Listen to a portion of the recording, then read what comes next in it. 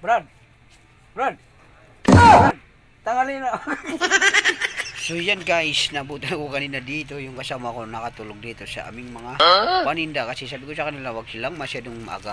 So ngayon, maaga sila. So pagdating nila dito, nag-display na sila ng mga paninda. Sana ayun. Nakatulog siya dyan. So ginising ko kasi wala pa naman kaming kasama dito. So konti na lang kasi ang hindi namin natapos. So, ayan guys, magugising yan, si Brad. Anong oras pumunta dito guys? Alas 3. Ngayon ang mali niya, nilabas ni mga paninda, tapos dito sa harap yung mga paninda, iniwan niya, natulog siya sa lupa.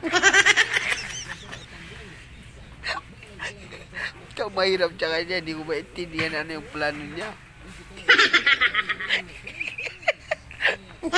Kaya ano, hindi mo namin display.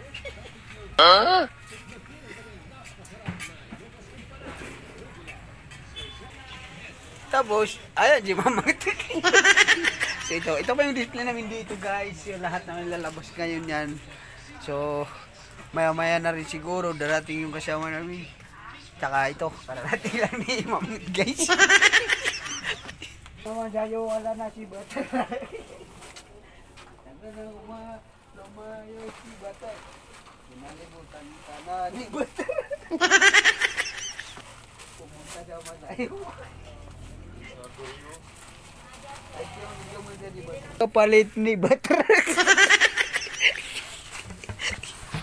Ginawa naming mamangat si Bata.